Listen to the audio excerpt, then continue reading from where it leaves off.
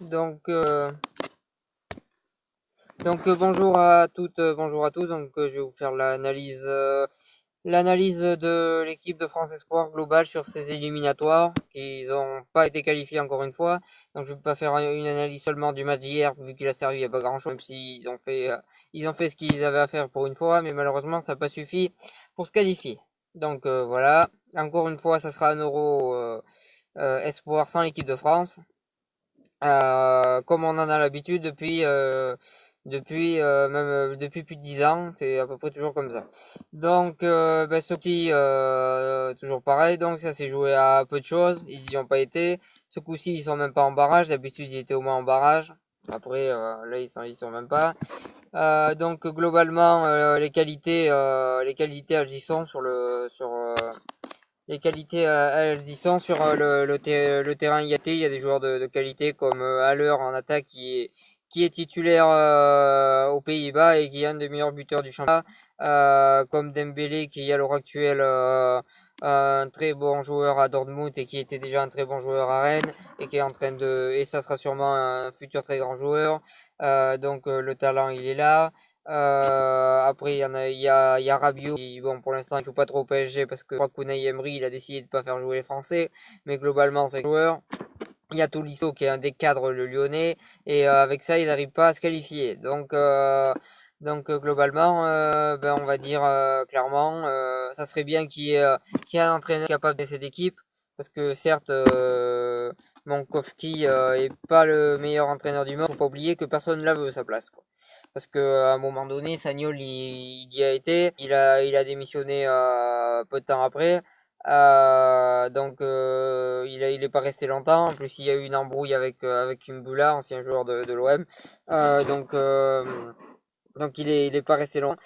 J'ai l'impression qu'il limite limite les gens ont plus envie d'aller entraîner les moins de 19 ou les moins de 17 que les espoirs. Ce qui me paraît un peu bizarre d'ailleurs parce que ça me paraît un peu bizarre d'ailleurs parce que tout simplement, c'est quand même plus facile d'entraîner des espoirs qui sont souvent titulaires dans leur club que d'entraîner des meufs qui sont souvent remplaçants ou qui jouent souvent en réserve ou chez les jeunes, ou les 7 où là c'est encore pire pour les trouver. C'est quand même beaucoup plus simple pour faire une sélection des moins de 21 ans. Apparemment, c'est la seule sélection que les gens veulent pas. Voilà, il y a des bons joueurs, mais il n'y a pas un bon entraîneur. Ça se ressent dans les résultats parce que là dans cette poule.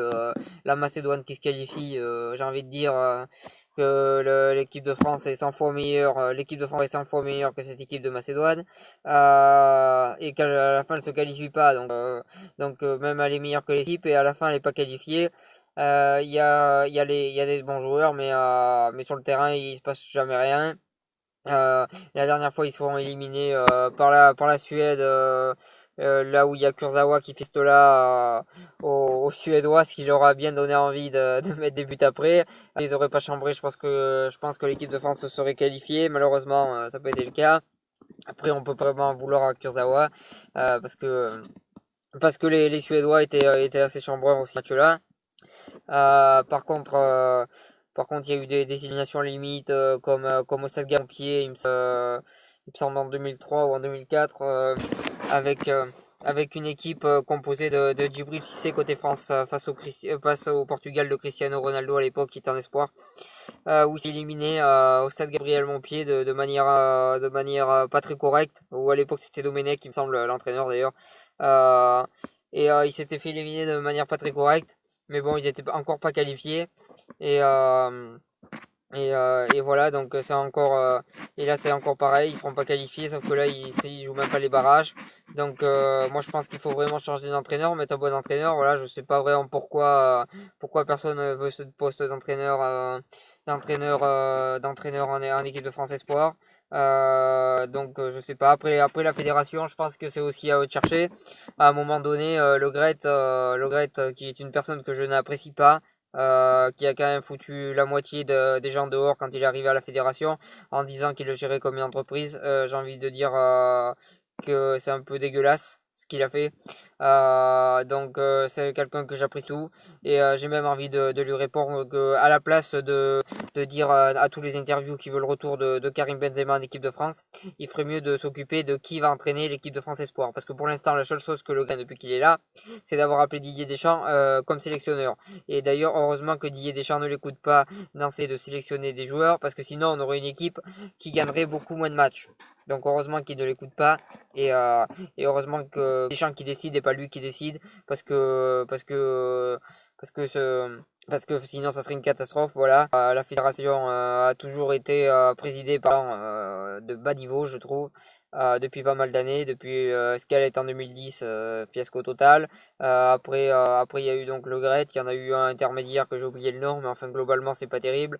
Bon, j'ai vu qu'elle a l'air lui là qui y est. Bon, à la Ligue ils ont enfin quelqu'un de bien, mais ça serait bien d'avoir quelqu'un de bien aussi à la fédération.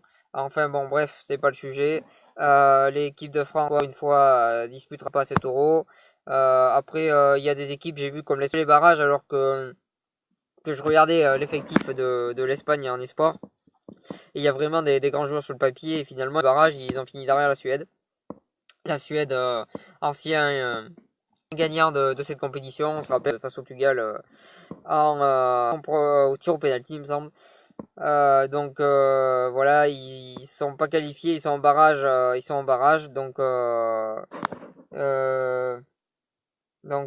voilà, donc c'est assez décevant cette équipe. Après, l'équipe d'Espagne peut pas garde mieux avec un effectif aussi pas mal. Donc voilà, je pense que la seule équipe qu'on pourrait prendre exemple, ce serait le Portugal, qui a pas perdu un match depuis 5 ans, j'ai vu, avec les espoirs, alors que les joueurs ont pas mal changé. Voilà, ils prennent vraiment la chose au sérieux. Ils ont un bon entraîneur qui certes a pas gagné, vous allez me dire, pendant les Jeux Olympiques, mais faut pas oublier que les Jeux Olympiques, il y a que des joueurs moyens, et la plupart des joueurs veulent pas y aller parce que ça les intéresse pas. Donc voilà. En tout cas, eux, ils sont dans la continuité, et peu importe ce qu'il y a dans l'équipe, ils ont les résultats de leur côté, eux, ils sont là. Donc, ça serait bien de se prendre exemple sur eux, parce que eux, ils ont l'effectif et ils ont l'entraîneur qui est bon.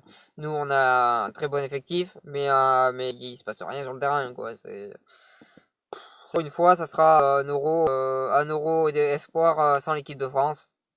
Encore une désillusion. Donc j'ai pas envie de dire que c'est une désillusion pour le français, parce que le foot français est pas coupable de ça. Donc j'ai envie de dire que c'est une désillusion de leur part. Voilà, à un moment donné, il va falloir que ça soit eux qui assument et pas quelqu'un d'autre. Donc voilà, j'espère que ça changera d'entraîneur. J'y crois pas. Donc je sais pas moi, mais en tout cas, avoir un entraîneur qui est vraiment bon pour former les jeunes. Et voilà, c'est tout ce que j'ai à dire.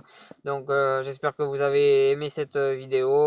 Donc bonne continuation, et allez les Bleus quand même, et allez les deux France Espoir aussi. Donc voilà.